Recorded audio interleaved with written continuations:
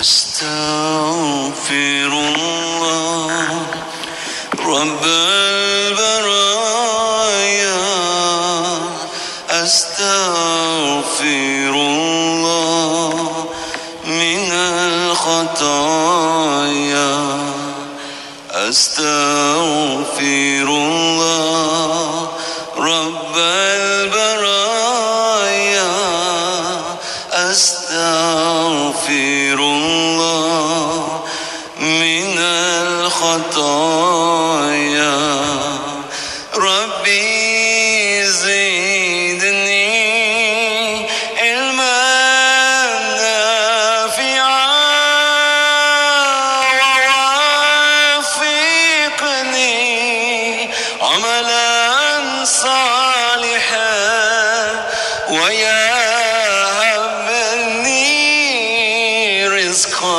حلالا وتوب علي توبة نصوحا أستغفر الله رب البرايا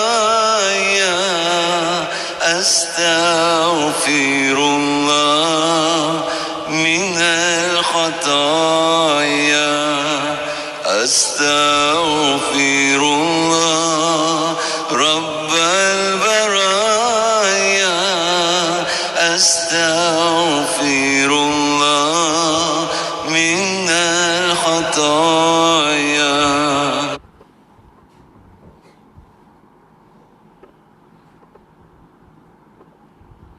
إن الله وملائكته يصلون على النبي يا أيها الذين آمنوا صلوا عليه وسلموا تسليما اللهم صل وسلم وبارك عليه وعلى آله اللهم صل على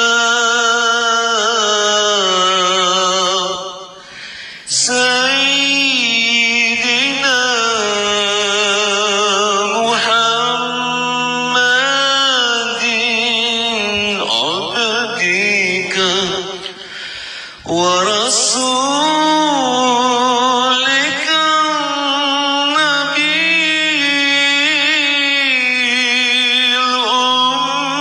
الأمي وعلى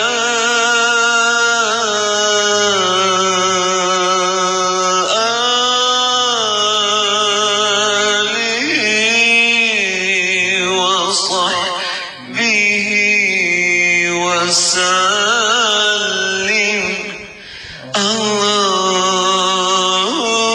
اللهم صل على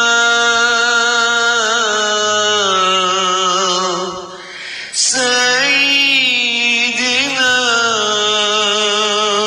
محمد عبدك ورسولك النبي الأمي وعلى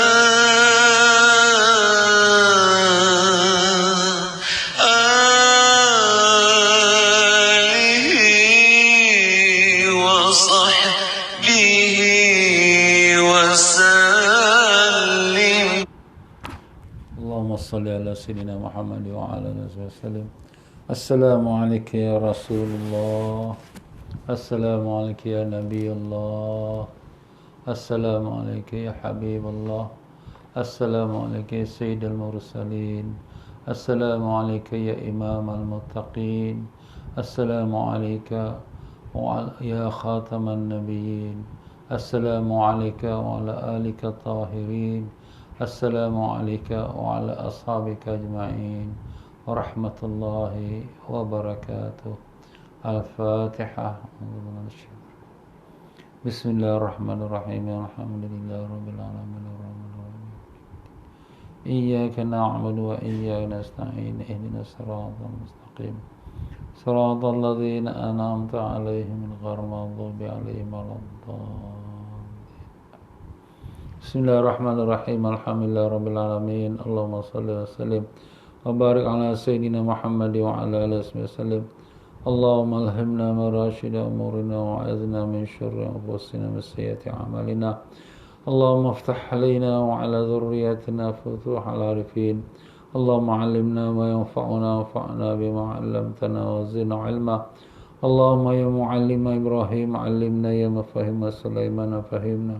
Subhanaka la 'ilma lana illa ma 'allamtana innaka antal 'alimul hakim.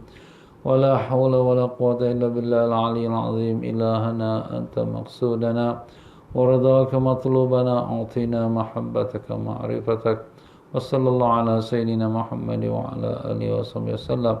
Walhamdulillahi rabbil alamin. Muslimin dan muslimat rahimakumullah. Assalamualaikum waalaikumsalam warahmatullahi wabarakatuh. Alhamdulillah, syukur kita pada Allah Ta'ala yang telah memanjangkan umur kita dalam keadaan sihat walafiat sampai kita ditemukan dengan Ramadan Al-Mubarak. Ya Allah, terima kasih ya Allah, Kau telah kurniakan kami, dapat kami berada dalam bulan Ramadan yang penuh rahmat dan barakah ini. Ya Allah, jadikanlah Ramadan ini Ramadan yang akan membuat kami dekat padamu ya Allah. Ramadan yang akan bersihkan hati-hati kami. Ramadan yang akan menjadikan kami bersih, dibersihkan dosa. Ramadan yang akan meningkatkan iman dan taqwa kami. Ramadan yang akan menjadi pembela kami di yaumul mahsyar dan menjadi selamat kami di atas jembatan Siratal Mustaqim. Ya Allah, terimalah puasa kami. Maafkanlah kekurangan dan kelemahan kami, dan kurniakanlah kami kekuatan terus untuk berpuasa sampai sempurna dan berqiyamul lail dan juga bertarawih dan membaca Quran dan sebagainya. Ya Rabb, ya Rabb, ya Rabb, terimalah doa kami dengan berkat Nabi Rasulullah SAW. Amin ya rabbal alamin. Alhamdulillah, muslimin dan muslimat rahimakumullah. Syukurlah kepada Allah di mana pada petang semalam kita dapat mengadakan majlis iaitu marhaban ya Ramadan dengan penuh rasa syahdu, dengan penuh rasa rindu dan kasih dan cinta kepada bulan Ramadan yang mulia. Inilah dia tetamu agung kita yang sekarang kita berada di hadapannya. Mudah-mudahan kita teruskan dengan ibadat puasa kita dan juga jagalah adab-adab, tertib-tertibnya dan pantang larangnya. Semoga puasa kita ini akan benar-benar membawa kita kepada takwa kepada Allah. Maka saya ucapkan kepada sekalian para jemaah sekalian, Syahrul Mubarak, Ramadan Al-Mubarak. Selamat menyambut bulan yang mulia, bulan yang diberkati, bulan Ramadan. Ya para jemaah sekalian, kembali kita di dalam pelajaran kitab Fiqhul Ibadat menurut mazhab Al-Imam Syafi'i rahimahullah ta'ala. Dan kita telah sampai pada bab yang keempat, bab yang membicarakan tentang perkara-perkara yang disunatkan dalam berpuasa. Dalam pelajaran kita yang terakhir, kita telah menyebutkan tentang beberapa masalah-masalah, iaitu kalau sekiranya seorang yang datang uzur dalam keadaan dia berpuasa walaupun sebentar lagi akan berbuka, maka dengan uzurnya wanita yang haid atau nifas, batallah puasa dia. Atau seorang yang datang hilang akalnya, pingsan ataupun gila, batallah puasanya. Walaupun tinggal lagi 1 minit nak buka puasa. Dan begitu juga kita telah mengatakan, andai kata kalau sekiranya dia menjadi bersih, wanita itu bersih dari haid dan nifas di tengah-tengah hari orang berpuasa.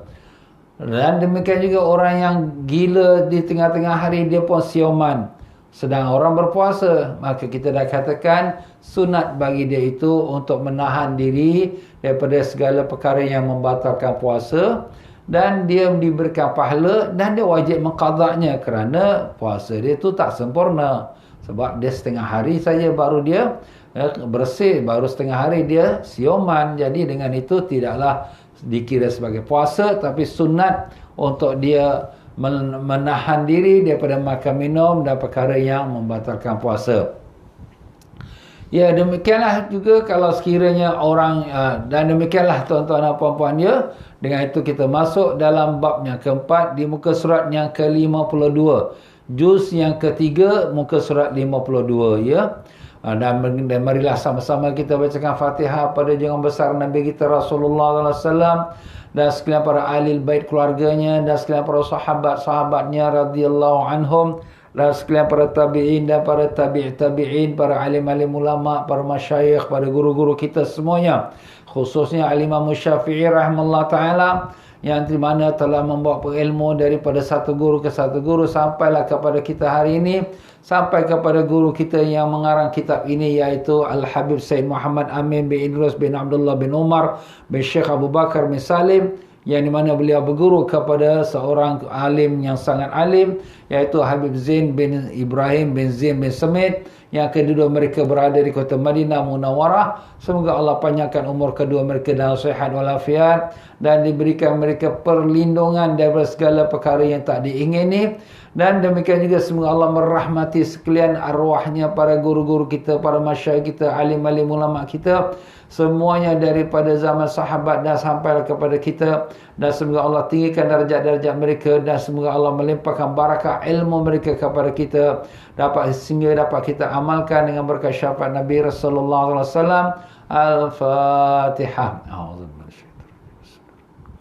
Alhamdulillah rabbil alamin arrahmanir rahim maliki yaumiddin. Iyyaka na'budu wa iyyaka nasta'in ihdinas siratal mustaqim.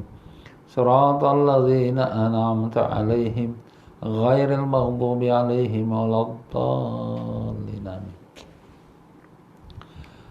Qala al-muallif rahimahullah ta'ala wa nafa'ana Allah bikum fid darain amin. Berkata tuan pengarang kita, semoga dirahmati Allah dan dimanfaatkan ilmunya kepada kita dunia dan akhirat. Amin. Katanya, bab yang keempat, perkara-perkara yang disunnahkan dalam berpuasa. Di antara perkara-perkara yang disunnahkan dalam berpuasa iaitu pertama, menyegerakan berbuka puasa.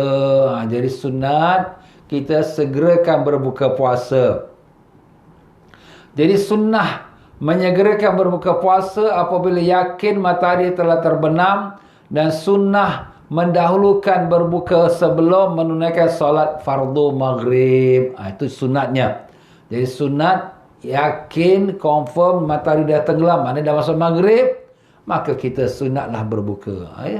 Dan kalau sekira kita berbuka, buka tu makan dulu sebelum kita solat fardu maghrib. Maknanya batalkan puasa kita, buka dulu baru kita solat maghrib. Jangan kita dah azan kita solat maghrib dulu. Itu tidak. Itu bukan sunnah. Sunnahnya segerakan azan terus kita memakan kurma kita ya, ataupun apa-apa yang membukakan puasa kita. Baik, itu yang sunatnya. Hukum menyegerakan berbuka puasa ada 3. Jadi bila kita kata sunat berbuka dahulu sebelum maghrib, jadi sunat tu kita makan dahulu. Makan tu apa? Yang perkara yang membatalkan puasa. Seperti kita makan kurma, minum air dan sebagainya. Adapun kita nak makan dinner sepenuhnya sebelum maghrib ataukah selepas sembahyang maghrib. Itu kita sebenarnya melihat kepada 2 keadaan. Keadaan pertama, kalau sekiranya baiknya, yang bagusnya, lepas kita dah buka puasa dengan kurma dengan air, kita solat maghrib. Andai kata kalau kita solat maghrib itu mengganggu fikiran kita kerana perut kita lapar, teringat-ingat makan, maka kita makan dulu. Kalau makanan sudah dihidangkan, maka lebih baik makan dulu. Sebab memang ada hadis Nabi SAW mengatakan bahawa apabila sudah ada siap makannya, dahulukan makan sebelum solatnya. Sebab apa? Jangan sampai fikiran kita terganggu dalam masa kita solat. Makanan kita macam mana, lauk apa. Jadi ini semua permainan nafsu kita. Nak kata setan dah kena rantai, tapi nafsu kita. Jadi kita makan dulu. Kalau sekiranya tak mengganggu, sekira-kira boleh kita solat dengan khusyuk. Lepas kita buka puasa dengan kurma dengan air, kemudian kita pun solat fardu maghrib, dan kemudian lepas solat baru kita sambung dengan makanan dinner kita, ya. Baik, B, hukum menyegerakan berbuka puasa ada 3. Masya Allah, berbuka puasa pun ada hukum 3 jenis hukum. Pertama, sunnah. Sunnat lah tu, ya. Untuk menyegerakan berbuka puasa, iaitu apabila yakin matahari telah terbenam. Contohnya melihat matahari terbenam. Ini kita confirm matahari dah tenggelam. Maknanya dah masuk maghrib. Maknanya sudah masa berbuka. Itu sunat. Segerakan kita berbuka. Kerana kita dah confirm yakin. Jadi maknanya kita terletak pada keyakinan.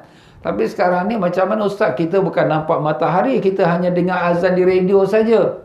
Dan kalau kita lihat azan di radio pun, kita yakin yang itu sudah masuk waktu, maka bolehlah kita berbuka. Tapi pernah juga berlaku sekali, tapi tak tahulah berapa kali. Tapi yang saya ingat sekali. Di Singapura kita lah, azan tu terlalu cepat 1 minit. Kemudian diumumkan bahawa hari itu kita tercepat, kita 1 minit lawankan azan dalam radio. Jadi siapa yang buka pada masa itu, memanglah puasanya batal. Ustaz, kita tak sengaja. Tak sengaja kamu dapat pahala. Tapi puasanya tak cukup syarat. Syaratnya mestilah menahan diri di segala perkara yang membatalkan puasa dari terbit fajar, subuh sampai tenggelam matahari. Kamu sudah buka sebelum tenggelam matahari. Jadi kamu yang puasa tak sah. Walaupun kamu tak sengaja dapat pahala, tapi wajib qada. Itu pernah berlaku sekali lah, ya. Jadi kalau sekiranya kita ada nak berhati-hati, ya. Nak berhati-hati tu macam mana? Kita kalau ada azan, kita lambatkan sikit supaya kita confirm betul-betul yang azan tu dah komplit masuk waktu. Kadang-kadang mengira waktu solat ini pun ada sedikit perbezaan. Sebab matahari ini terbit daripada timur. Timur kita Singapura. Yang kat Singapura, kat Malaysia, Indonesia Timur. Dan tenggelam di barat. Jadi kadang-kadang kita pun tak begitu pasti.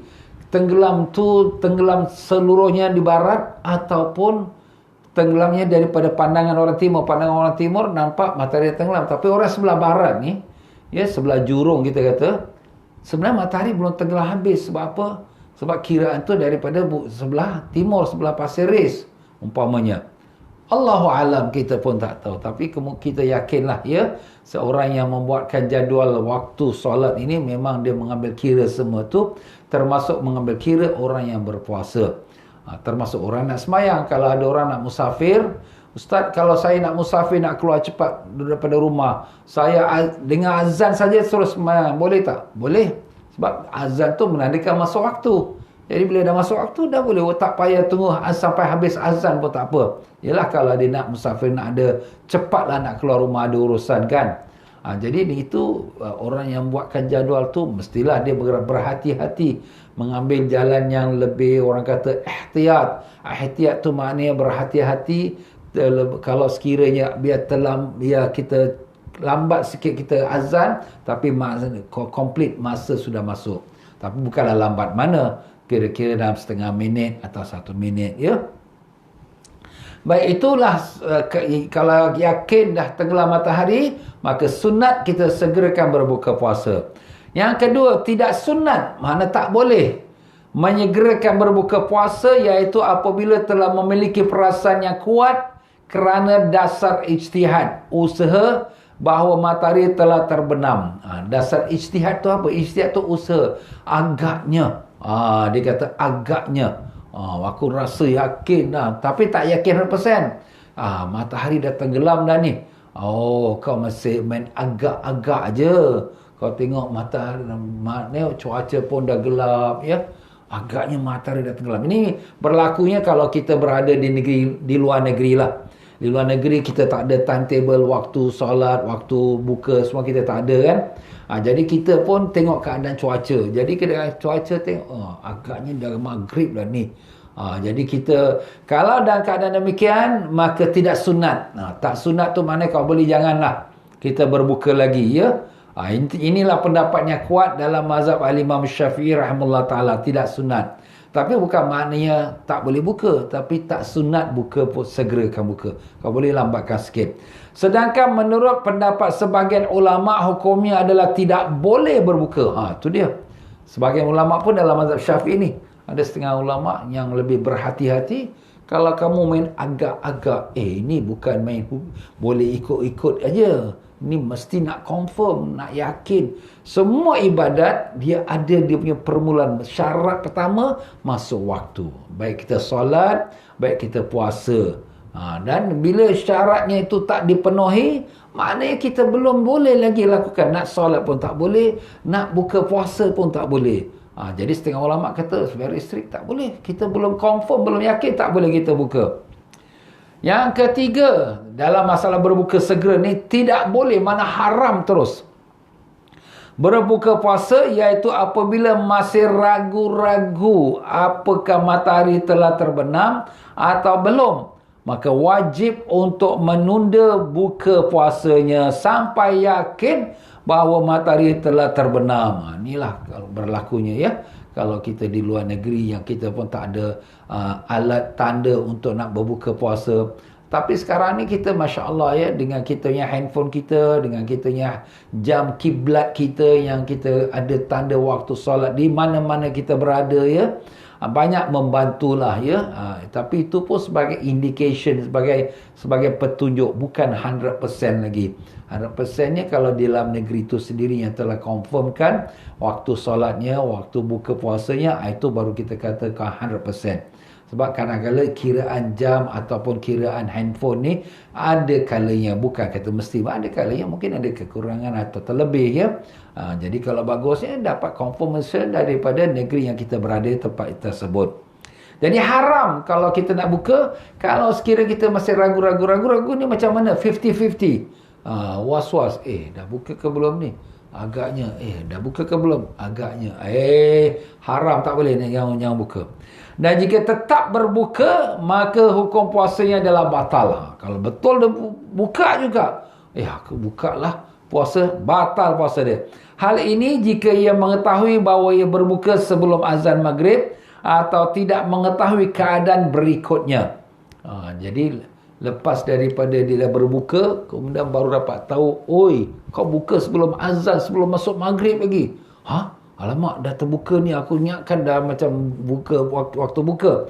Maka puasa dia tu batal, wajib dia qada. Ataupun tak dapat tahu juga, sampai bila-bila pun tak tahu. Hari tu kita buka puasa kat Tokyo tu, itu masa tu dah buka ke belum kau tak tahu lagi. Tak tahu. Kalau tak tahu lagi, itu puasa dikira batal dan wajib diqada. Melainkan kalau dia dapat tahu, lepas dia dah buka puasa, kemudian dapat kawan kata, betul lah, ini waktu ni memang dah waktu buka dah. Memang. Dalam negeri ni memang waktu kau buka tadi tu memang dah buka. Alhamdulillah. Jadi puasa dia tu sah. Kerana kebetulan dia punya agak dia tu puasa waktu buka memang tepat. Alhamdulillah. Tapi tengok keadaan lah ya. Kalau sampai kita bila pun kita tak tahu, maka kita puasa tu tak sah. Tu kira batal tu. Jadi lebih baiklah kita berhati-hati. Lambatkan sikit tak apa. Terlambat buka puasa tak batal puasa. Tapi tercepat buka puasa sebelum waktunya batal puasa. Itu tuan-tuan ya. Dalil dari masalah di atas adalah hadis yang diriwayatkan oleh sahabat Abu Dzar radhiyallahu an bahawa Rasulullah sallallahu alaihi wasallam bersabda, "La tazalu ummati bi khairin ma ajjalul iftar wa akharus sahur." Musnad Ahmad. Artinya umatku masih tetap dalam kebaikan selama mereka mendahulukan untuk berbuka puasa dan mengakhirkan makan sahur. Maknanya disunatkan mereka ini segerakan berbuka puasa. Segera tu setelah masuk waktulah. Berbuka puasa dan melambatkan sahur. Maknanya jangan terlalu awal, biar lambat sikit sahur. Sampai sebelum subuh tu adalah waktunya akan ditetapkan. Sebelum subuh tu kita pun stop. Jadi umat aku ini kata Nabi sentiasa dalam kebaikan, dalam peliharaan Allah, dalam keselamatan selagi mereka mengamalkan dua perkara. Segerakan buka dan lambatkan sahur. Tapi segera buka, lambat sahur pun semua all in time. Bukan makna segera buka sebelum time dia ya. Itu tuan-tuan. Itu hadisnya menunjukkan sunat segerakan berbuka puasa. Dan juga daripada Allah SWT, ni hadis kursi ya. Allah Taala berfirman, Inna habba ibadi ilayya ajaluhum fitra Dalam hadis kursi Allah Ta'ala telah berfirman, sesungguhnya hamba yang paling aku cintai adalah yang menyegerakan untuk berbuka puasa. Jadi Allah sayang kepada hamba dia yang segerakan berbuka puasa, ya. Jadi hadis ini cukuplah untuk memberitahu kepada kita sunat segerakan berbuka.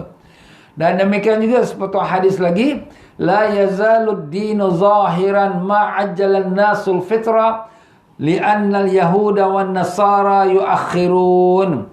Artinya agama Islam selalu tampak jelas. Mana tampak jelas maknanya hebat. Maknanya kita katakan nampak Islam itu, tegak Islam itu. Jelas selama orang-orang kaum muslimin menyegerakan untuk berbuka puasa, kerana Yahudi dan Nasrani menundanya. Jadi kaum Yahudi dan Nasrani dia lambatkan berbuka puasa. Ustaz, mereka puasa. Puasa juga. Sebab kita kalau baca dalam ayat yang Allah Ta'ala wajibkan kita puasa, A'udzubillahi minasyaitonirrajim, kutiba alaikumusiyam kama kutiba alal ladzina min qablikum. Diwajibkan atas kamu puasa seperti mana diwajibkan atas umatnya terdahulu sebelum kamu. Maknanya puasa ini sudah pun diamalkan oleh umat terdahulu. Tapi macam mana cara bentuk puasa mereka, Allahu alam, kita tak tahu. Ada yang mungkin puasa tak makan, boleh minum. Ada yang puasa mungkin tak makan barang-barang berdarah, tapi boleh makan yang lain yang tak berdarah. Allahu alam, kita pun tak tahu, ya. Tapi begitulah dalam arti kata puasa itu memang sudah diwajibkan atas umat dahulu. Jadi umat dahulu kaum Yahudi Nasrani. Jadi kalau mereka tu nak buka puasa, mereka tu lambatkan. Jadi lambatkan pun tak bagus, bahkan makruh.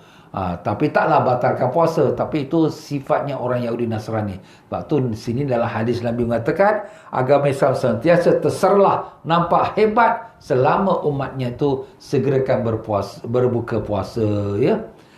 Ya, jenis makanan yang lebih utama dalam berbuka. Ni Masya Allah, ya.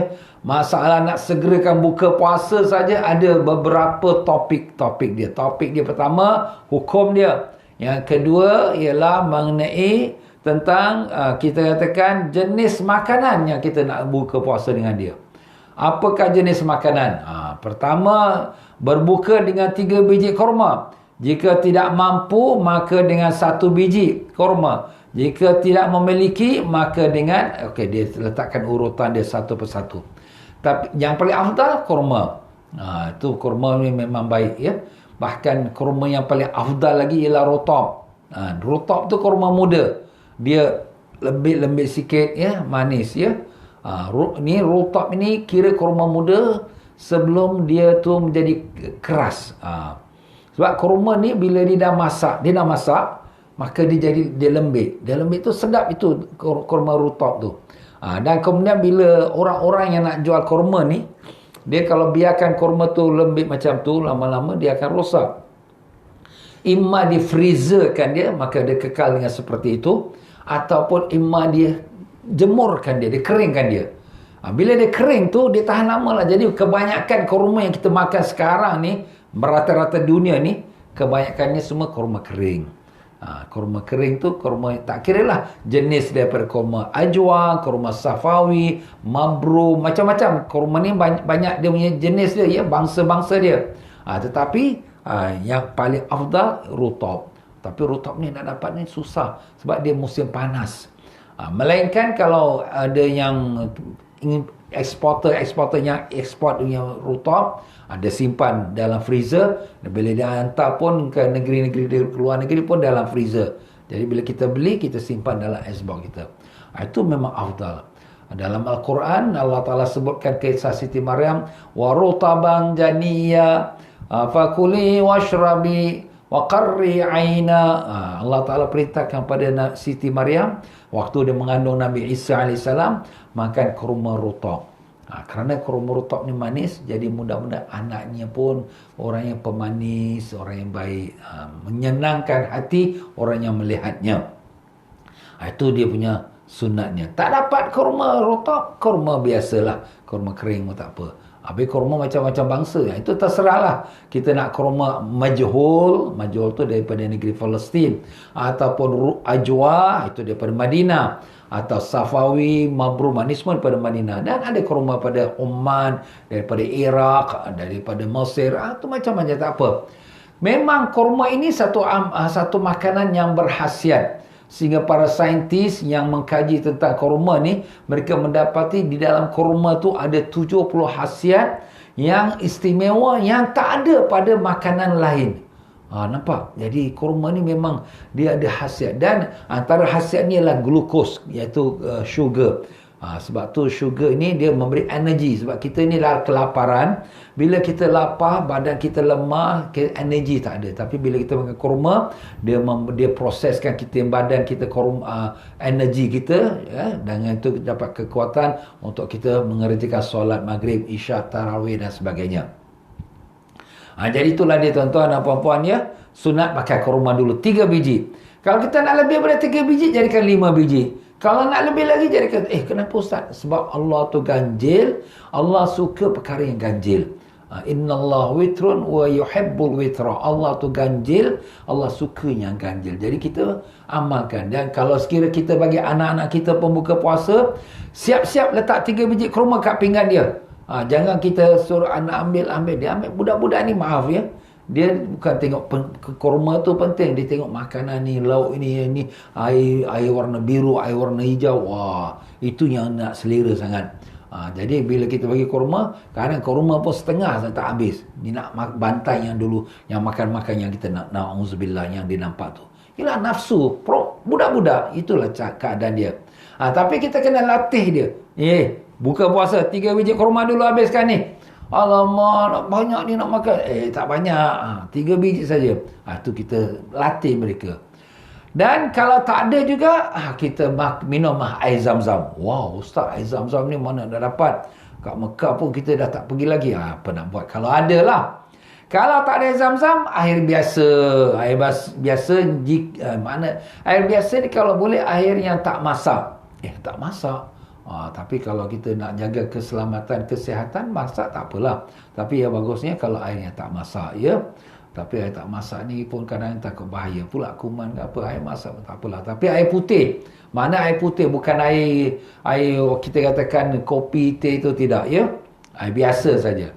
Kalau itu pun tak ada, hulwun, mana makanan manis yang tidak dimasak. Makanan manis. Seperti madu. Madu manis tapi madunya baik. Memang madu ni syifa'ul linnas. Nabi mengatakan, Allah Ta'ala mengatakan dalam Quran, syifa'ul linnas, obat bagi sekalian bagi manusia. Jadi bagus kita makan madu. Jadi kita berikan energi pada tubuh badan kita. Jika tak ada madu juga, yang tak masak, mana kita katakan hulun, iaitu manis-manisan yang tak masak. Kalau manis-manisan kuih-muih yang dah masak ni tak masuk dalam kiraan yang disunatkan. Nak makan tu makanlah, tapi taklah masuk dalam yang pertama yang kita nak makan untuk buka puasa kita.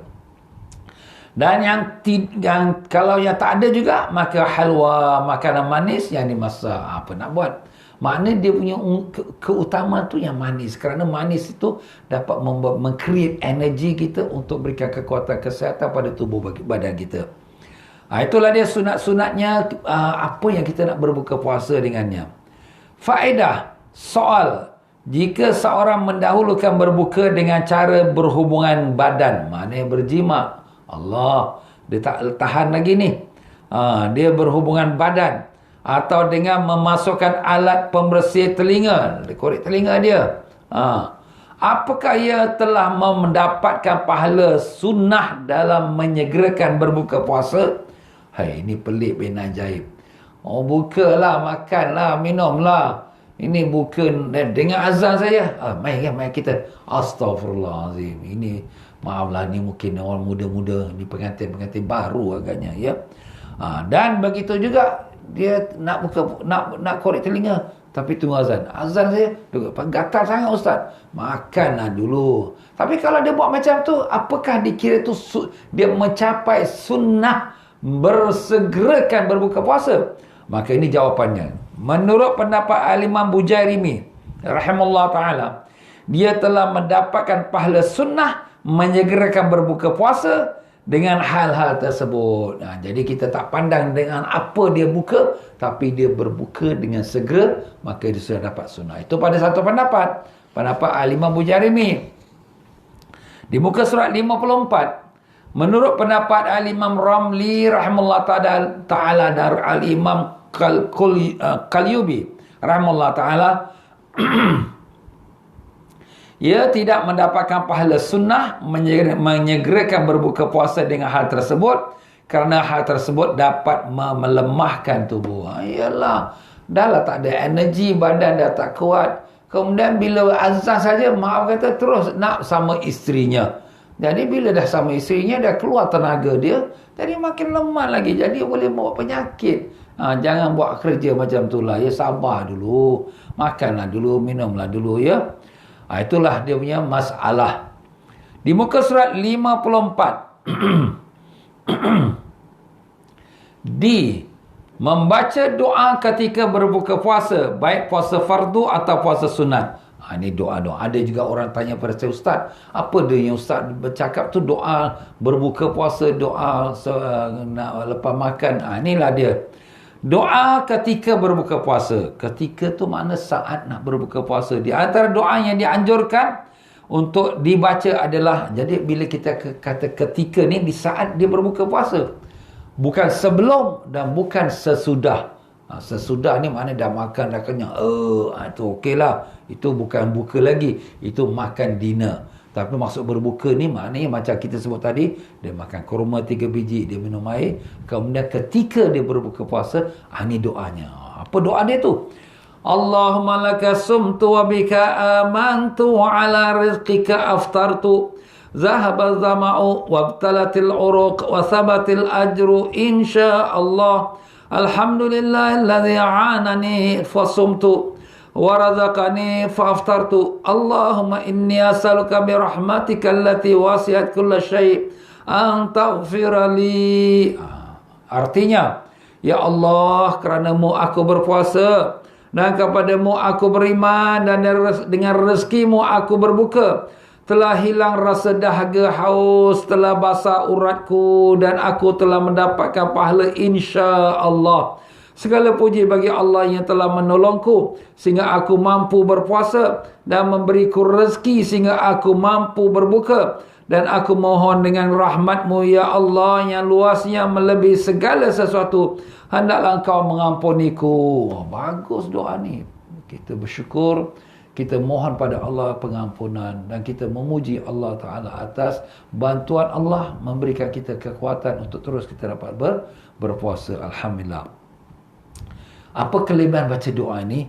Diriwayatkan barang siapa yang berdoa dengan doa tersebut ketika berbuka puasa, nescaya Allah Ta'ala akan mengampuni dosa-dosanya sebagaimana keadaan bayi yang baru keluar dari perut ibunya. Masya Allah. Suci, bersih dari dosa, seperti anak yang baru lahir. Siapa yang baca doa ini ketika berbuka puasa? Tu kita sebut sekali lagi. Ketika berbuka puasa, dia dah makan 3 biji kurma dan minum air, dia pun doa, Allahumma laka sumtu wa bika amantu wa ala rizqika aftartu, dan seterusnya. Doanya panjang lah. Kalau nak sekali hafal memang tak hafal, tapi apa kita boleh buat, kita ambil kita handphone kita, kita snapshot. Jadi bila kita nak buka puasa, dalam waktu kita di tempat berbuka puasa, standby lah. Kita dah letak kita punya tempat mana kita nak baca doa, dah makan 3 biji apa, lepas tu kita pun bacalah. Macam tu lah caranya. Kena usaha lah. Jangan kita mengambil ringan, alah panjanglah doa ni, tak hafal aku. Kau kena usaha lah. Lagu Hindustan panjang-panjang kau boleh hafal, lagu Mandarin panjang-panjang kau boleh hafal. Takkan doa tak boleh. Nak seribu daya. Ini bukan nak pakai 1 hari, 30 hari. Kalau kita puasa sunat, kita pakai lagi. Maknanya banyak dia punya kegunaannya, bukan hanya sekali saja ya. Di antara doa ketika berbuka puasa, banyak doa berbuka puasa ni. Ya wasi'al fadli ighfirli, alhamdulillahilladzi a'anani fasumtu wa razaqani fa'aftartu. Allahumma waffiqna lisiyam wa ballighna fihi alqiyam wa 'inna 'alaihi wan nasu niyam wa adkhilna aljannata bisalam. Dan di antara doa ketika berbuka puasa lagi, ya azim, di muka surat 55, ya azimu ya azim anta ilahi la ilaha ghairuk ighfir zamba al-azim fa inna la yaghfiru zamba al-azim illa al-azim. Berdasarkan sabda Rasulullah SAW, ma min muslimin yasumu wa yaqul, tidak seorang muslim yang berpuasa dan ketika berbuka puasa dia membaca ya azim anta ilahi sampai akhir doa tu, kecuali dia telah keluar dari dosa-dosanya sebagaimana keadaan bayi yang baru lahir dari perut ibunya. Apa makna ya azim tu? Doa ya azim tu, ya azim, wahai yang maha agung, itu Allah. Wahai yang maha agung, anta ilahi, engkaulah Tuhanku, la ilaha ghairuk, tiada Tuhan melainkan engkau, ighfir zambal azim, ampunkan dosaku yang besar, yang agung, dosa yang banyak. Fa innahu la yaghfiru zambal azim, kerana tidak ada yang dapat mengampunkan dosa yang agung, yang besar, illal azim, melainkan Tuhan yang maha agung. Masya Allah. Bahasa Arab ni indah tuan-tuan ya. Dia punya perkataan tu serupa tapi dengan tujuan yang makna berbeza. Dosa yang agung tak ada siapa yang boleh ampunkan melainkan Allah yang maha agung. Masya Allah. Itulah tuan-tuan dan puan-puan, itu maknanya ya. Jadi itu sunat yang kita katakan yang pertama, segerakan berbuka puasa. Sunat yang kedua, makan sahur. Di muka surat 55. Allah, masa ni nak dekat pukul, dah dekat pukul 6 dah. Allahu Akbar. Dekat pukul 6. Ustaz. Boleh saya sambung sikit? Oh boleh ya? Okey, saya sambung sikit lagi lah. Sayang pula, baru satu bab aja, bab buka saja. Tak apalah, kita hari ni buka pun lambat juga, 7.11. Lagi kita ada 1 jam lebih juga lah ya. Makan sahur. Hukum makan sahur adalah sunnah, meskipun masih dalam keadaan kenyang. Hal ini menurut pendapat yang kuat dalam mazhab Imam Syafi'i rahimahullah ta'ala. Berdasarkan sabda Rasulullah sallallahu alaihi wasallam, tasahharu fa inna fis sahuri barakah. Dan makanlah sahur kerana sesungguhnya di dalam makan sahur itu terdapat barakah. Itu hadis riwayat sahih Bukhari Muslim. Dalam hadis yang lain Nabi kata, ista'inu bin naumin nahari ala qiyamil lail wa bi akli sahur ala qiyamin nahar. Bantulah dengan cara tidur di siang hari agar dapat bangun pada malam hari, dan dengan makan sahur agar dapat berpuasa pada siang hari. Jadi di sini kita makan sahur ada hikmah dia, supaya dia membantu puasa kita. Jadi memanglah kadang kita dah kenyang lah, Ustaz, saya dah makan tadi, buka puasa, tak nak sahur lah. Makan kerana ambil barakah. Barakah ni dia benda yang kita tak nampak, bukan benda makan, tapi maknanya ada kebaikan. Itu barakah tu mana ada kebaikan, ada limpah rahmat, bantuan Allah. Itu nama barakah. Jadi bila kita kata orang ni miskin tapi boleh pergi haji, itu barakat, berkat. Dia punya rezeki dia tu disimpan, dia kumpul dengan titik peluh dia. Itu maknanya Allah berkatkan dia, Allah rahmatkan rezeki dia. Macam tu juga kita makan sahur. Tak banyak sikit pun tak apa. 1 keping roti, 1 biji kurma, pokoknya kita makan sahur. Kalaulah kita dah kenyang. Kerana dia bantu kita untuk puasa pada siang hari. Puasa siang hari tak makan. Jadi dia membantu kekuatan badan kita. Dan ini adalah hadis Nabi. Nabi pesan kepada pula, bantulah kamu dengan tidur siang untuk bantu bangun malam. Jadi bila kita tidur siang ni, kita niat, ya Allah, aku tidur siang ni supaya dapatlah aku bangun malam, ya Allah, kerana engkau. Bangun malam tak apa, untuk nak solat tahajud. Itu memang sunnah. Dan bantulah makan sahur untuk kamu puasa pada siang hari pula. Jadi memanglah sunat kita makan sahur dan sunat kita tidur siang hari sekadar untuk berikan kita kekuatan pada malam hari. Kalau tidak, malam hari kita dah mengantuk sangat, tak boleh nak bangun pasal siang hari tak rehat. Jadi sunat kita rehat sikit pada siang hari itu ya.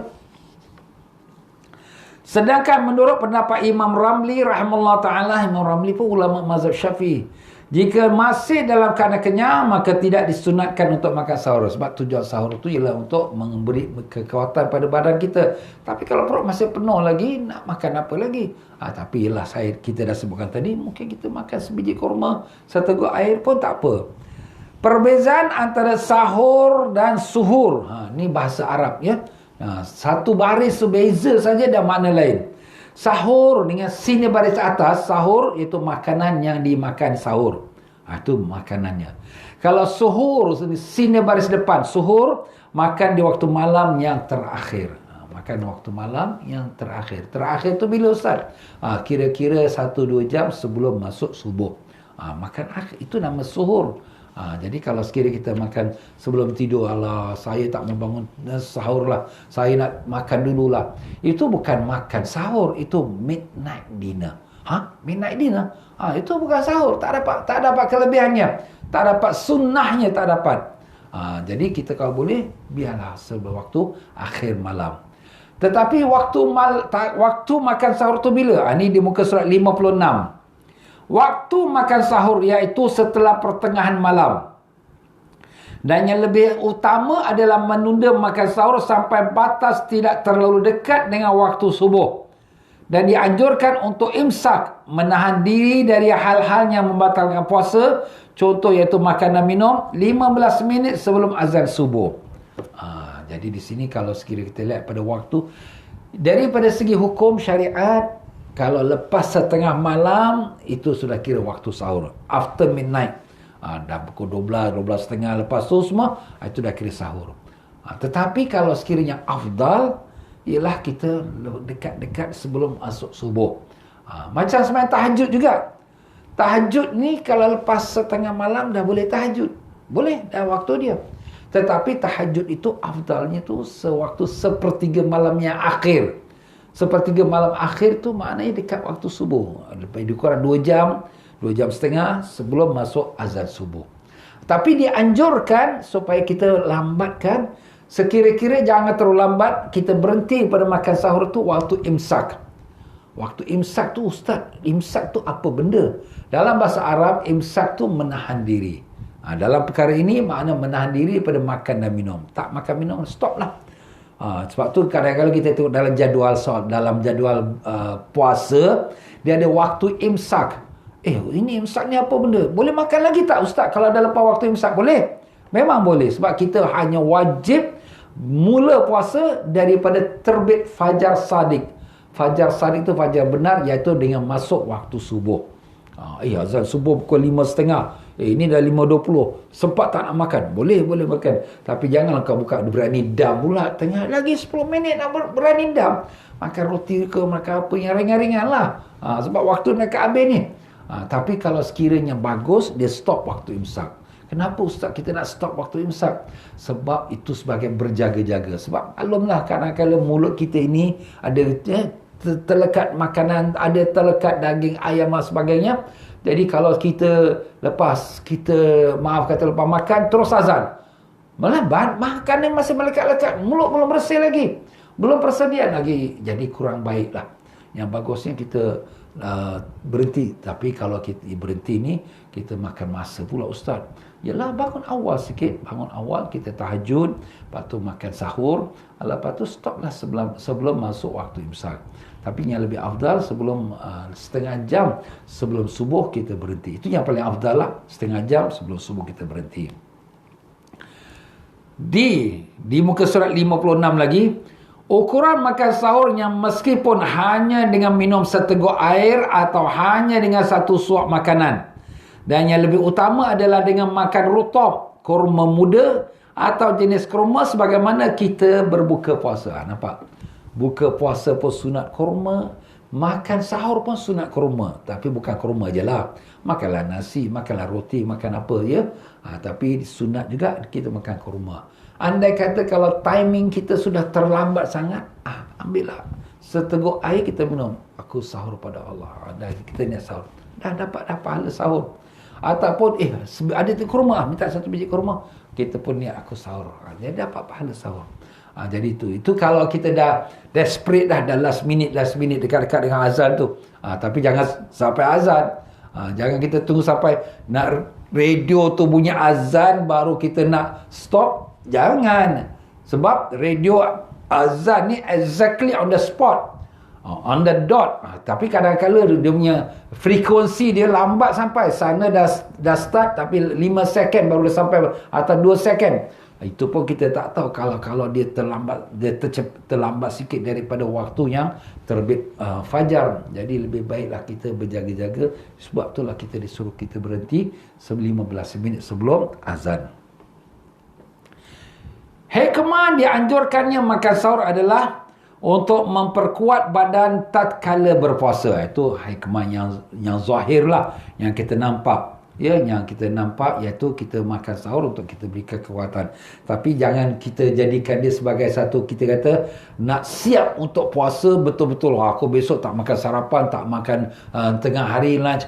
Jadi kita kira-kira makan sarapan, makan tengah hari punya makanan 2 pinggan, 3 pinggan. Kita pun nak makan sahur.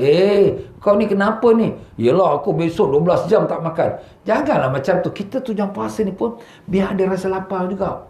Kenapa Ustaz? Kerana biar kita dapat merasakan bagaimana kelaparan orang-orang susah. Kita hari ini lapar hanya sekerat hari je. Itu pun setahun sekali sebulan.